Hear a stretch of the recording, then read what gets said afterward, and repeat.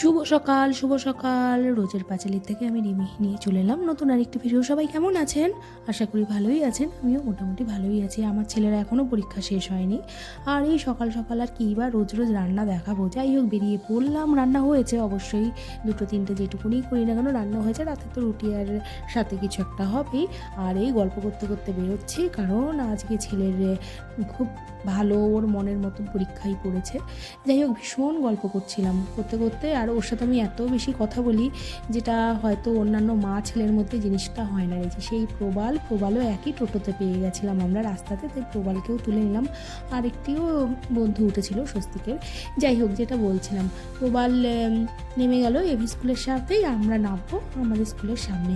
আর যেটা বলছিলাম সেটা হচ্ছে, বিভিন্ন মানুষের মা ছেলের মধ্যে একরকম হয়, আর আমাদের মা ছেলের বন্ডিংটা পুরো অন্যরকম। মায়ের যদি কোনো গোপন কথা থাকে সেটা অবশ্যই ছেলে জানে, ছেলের যদি কোনো গোপন কথা থাকে তাহলে সেটা অবশ্যই মাই জানে। আর এই গল্প করতে করতে আমি স্কুলের সামনে চলে আসলাম, আর এই বিষয় নিয়ে একদিন গল্প করব ঠিক। আর গল্প তো হবেই, এছাড়া মানে আমার আর ছেলের অবশ্যই বন্ডিংটা জানাবো। আর এই নেমে গেলাম, আর ওই যে বিপাশাদি দাঁড়িয়ে ওখানটায়, কারণ হচ্ছে আমি স্কুলে দিতেই বিপাশাদি ওখানে ফুচকা খাচ্ছিল।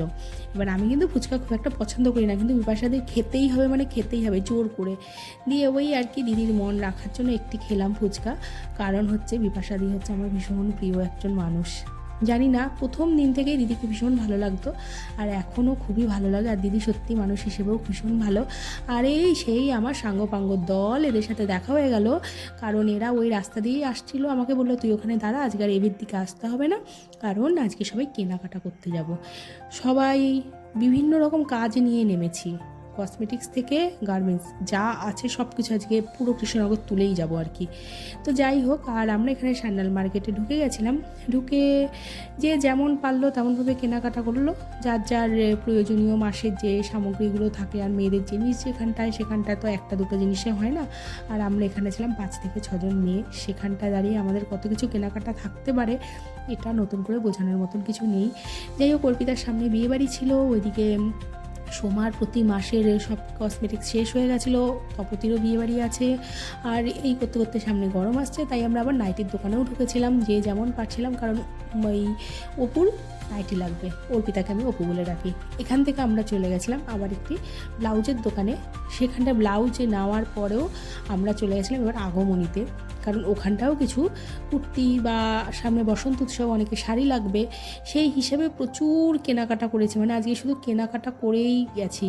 আর যার যখন কেনাকাটা ছিল সে তখন সেখানে কেনাকাটা করেছে, বাকিরা পেছনে দাঁড়িয়েছিলাম। আর এখন যাবে তপতি একখানা কুর্তি কিনবে, আমি অবশ্য একটা শাড়ি দেখছি, বসন্ত উৎসব আছে তাই শাড়িটা আমিও দেখবো আর সোমাও দেখবে, সেই নিয়েও আছি। আর এইদিকে মোটামুটি প্রায় সবারই কেনাকাটা হয়ে গেছে। এই মাসের জন্য আমাদের কেনাকাটা এখানটাই স্টপ, আবার সামনের মাসে যদি কিছু লাগে তখন আবার দেখব। যাই হোক, এই দোকানে এই শাড়িগুলো আমাদের ভীষণই ভালো লেগে গেছিলো। তার মধ্যে কেউ কেউ নিয়েছি, কেউ কেউ রেখেছি।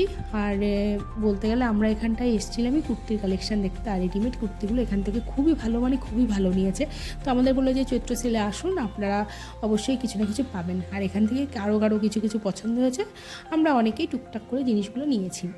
আর এইবার ওই আর কি, মেয়েদের জিনিস নেওয়ার পরেও মনে হয় যেন আরেকটু দেখি, ওই আরেকটু দেখি করতে করতে অনেকটা সময় লাগলো। যাই হোক, সবারই হাতে মোটামুটি ব্যাগ ভর্তি হয়ে গেল। এইবার সবাই বললো আমরা নাকি ফুচকা খাবো। তো আমার আজকে ওদের সাথে শেষ দিন, এরপরে হয়তো আরেকদিন দেখা হতে পারে বা নাও পারে, কোনো গ্যারেন্টি নেই। তাই বললাম চলো ফুচকাটা না হলে আমিই খাওয়াই। আর এই অপু ফুচকা খাওয়ার পরে আচার কিনেছে, দেখেছেন? সব সেই ছোটোবেলার মতন আচারের মধ্যে সবাই হারিয়ে গেছি। সেই স্মৃতিগুলো এমনই স্মৃতি বলার মতো না। আর এই যে ওরা সবাই চলে যাচ্ছে এভিতে, আমি তো কলেজেটের সামনেই থাকবো, সবাই টাটা দিয়ে দিল। এইবার আমি দাঁড়িয়ে আছি এই সামনেই, ওই যে সামনেই যে বিশ্রামাগার, ওখানটা গিয়ে বসবো, কারণ ছেলের একটু পরেই ছুটি হয়ে যাবে। আর ওরা বেরিয়ে গেল, দেখি আরেকদিন দেখা যদি হয়তো ভালো, না হলে আবার সেই পরীক্ষার আশায় বসে থাকতে হবে। আর ওই দাঁড়িয়ে থাকতে থাকতে কৌস্তবা আর স্বস্তিক ফিরছে। এবার ফেরার পরে তারপরে আমি এইভাবেই আস্তে ধীরে করে বাস স্ট্যান্ডের দিকে যাব।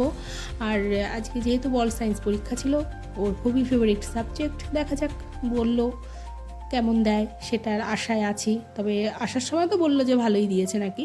আর দেখেছেন, এই যে কৌস্তব আর স্বস্তিক মিলে গল্প করতে করতে আসলো। এবার আমরা চলে যাব বাস স্ট্যান্ডে। আর ছেলের আবদার হচ্ছে আজকে ওকে একটা আইসক্রিম খাওয়াতে হবে। তো ভালো কথা, আইসক্রিম কিনতে গিয়ে দেখছি বর্ষণ ওখানটা চলে এসছে। এবার বর্ষণও বাসি ধরবে, ও আমাদের দেখেই দাঁড়ালো। তো বর্ষণকে তো সবাই চেনেন মোটামুটি। আর এই আমরা এখান থেকে আইসক্রিম নিলাম, নিয়ে এবার বাস স্ট্যান্ডের দিকে যাব, কারণ বেশিক্ষণ সময় নষ্ট করা যাবে না, তাহলে বাস পাবো না।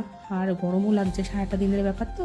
এই করেই আজকে মোটামুটিভাবে দিনটা কেটে গেল। আর আজকের ভিডিওটি এখানটাই আমি শেষ করব। সবাই বলবেন কেমন লাগছে, আশা করি যদি ভালো লেগে থাকে অবশ্যই জানাবেন। আর লাইক, কমেন্ট, শেয়ার, সাবস্ক্রাইব সবটাই করবেন। আর ওই যে যদি ভালো লাগে প্লিজ কমেন্ট বক্সে জানাবেন কেমন লাগছে। আর আমাদের এবার বাড়ির পথে দেখা হচ্ছে নতুন আরেকটি ভিডিওতে। আজকের মতন এখানটায় টাটা, দেখতে থাকুন। আর অবশ্যই দেখা হবে নতুন আরেকটি ভিডিওতে। ততক্ষণ সবাই সুস্থ থাকবেন, সাবধানে থাকবেন, ভালো থাকবেন। আর দেখা হচ্ছে নতুন আরেকটি ভিডিওতে।